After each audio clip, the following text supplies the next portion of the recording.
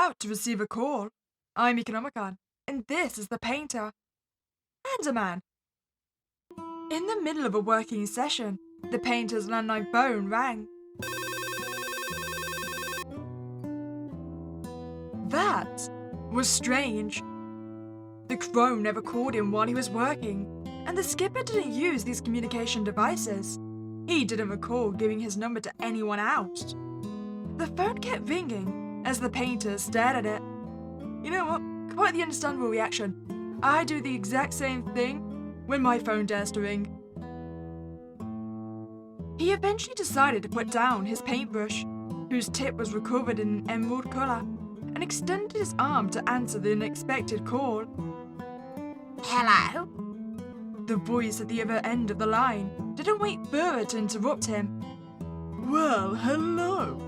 My name is Edward Lazar. I am nothing but pleased to meet you. The painter opened his mouth to say something, but restrained himself. This person sounded confident and seemed to know exactly why he was calling, well, the painter.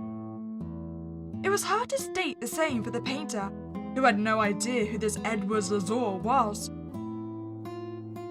And you are? Edward Lazar.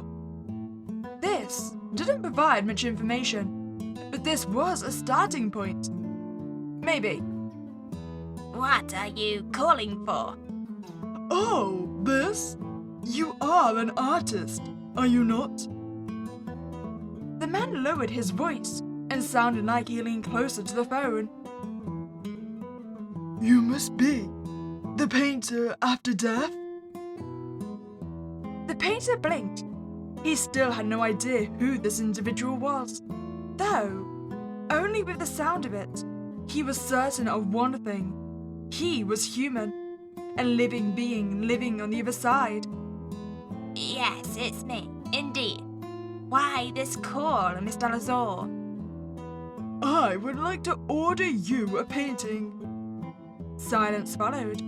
An unreadable expression drew itself on the painter's face. What? This was the first time such a thing happened. I do not take private orders, sir. How much should I pay you? My paintings aren't for sale. This was the first time he talked with a human. Yet, the idea did not startle him. Oh, these humans! He knew them too well. His function revolved around them. Partially. But this moment was one of a kind, which tickled the painter's curiosity. He knew exactly what kind of man was his interlocutor. Oh, Mr. Painter, I have artist friends who tell me such stories. Yet, once cash is placed in front of their nose, they're given easily. Yes, but were any of your artist friends eldritch beings like I clearly am? This isn't the problem, sir. Sir, money isn't the only thing I can pay you with. Absolutely everything will do. I lack nothing. Edward Lazar chuckled. This is when you should listen to me. I am dying. I suffer from an incurable disease. I'm sorry, sir. No. I am not here to seek pity. I am here because I would like to check what will appear on my painting once I'll die. But you're still alive, sir. This is why I'm calling you. The painter was somewhat what mortals called a god of death. Like the crow, the messenger between worlds, and the skipper herself, who brought the deceased souls to the other side. Then, there was the painter, who told through each of his paintings the story of each soul's life that passed through the border. Wait, if the paintings tell the story of the life, am I just going to be filled with horrors? Oh, I would love that. Do you know, I kind of want to commission a painting myself now. The objects present on the canvas represent important elements that were in the person's life. They could be absolutely anything. The only common point between them all was they could only be inanimate objects. The crow told him such paintings were called still life by mortals, which the painter found very poetic. Yet another type of still life, called vanitas, was in the crow's opinion a more fitting term for the painter's creations. Yet another pretty name. For me to paint, a single element is needed. He waited a bit to make sure Mr. Lazar was listening. Very simple in theory. He took his paintbrush again and continued the painting in progress. This one was for a lady who died of old age. Her favorite color was green, which was why it dominated the canvas. The depiction of her skull had a big sight glasses. What do you see? I am certain that I have what you need. Now let's face it, I probably need your death. The painter stayed silent for a while, before opening his mouth again. You're deaf, sir. I knew it! The man groaned, his patience wearing thin. This I already know. I am about to die very soon. You will have my death. I simply want to have a look at the painting while I'm still alive. Would you actually refuse this to a dying man?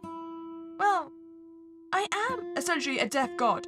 And let's face it, with the amount of humans that exist, a man dies very, very regularly. I can't accept everyone's dying wishes. This is the first time I'm experiencing this situation. Think about it, Mr. Painter. I can give you many things. The man started to list all of his achievements. He mentioned his success in the business world, all the land he owned around the world, his total fortune, and his gigantic number of residences. Mr. Lazar was convinced his painting would depict truthfully his successful life, yet also said that life was full of surprise. He wanted to make sure he was right. You make me more and more curious. I'm wondering what would be on your painting. See?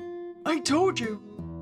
Nevertheless, you have to patiently wait for death to come, sir. You. I already told you countless times that it's impossible. How stubborn you are is actually maddening. I am an artist, sir.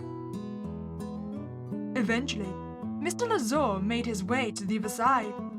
Time couldn't be felt there, so telling how much longer he lived after this unusual call was difficult.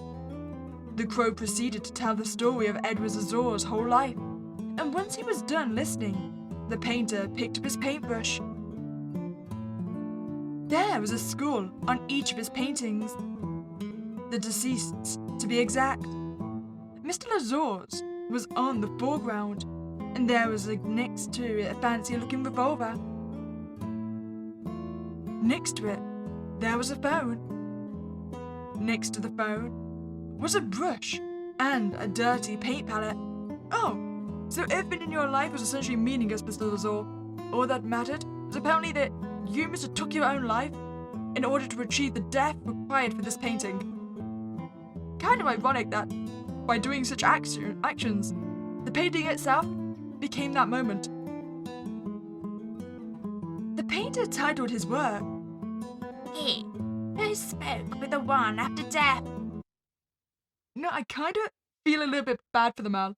I mean, in his desperation, he did basically just make everything else in his life meaningless in his death. Which I suppose makes sense, because in his last moments, he did become obsessed with this painting. At least his painting's gonna be unique, right? If he is the only one that got to phone him. Well, I hope you enjoyed your time here. If you did, please remember to like this video and subscribe to this channel. Other than that, have a spooky day and catch you next time, guys.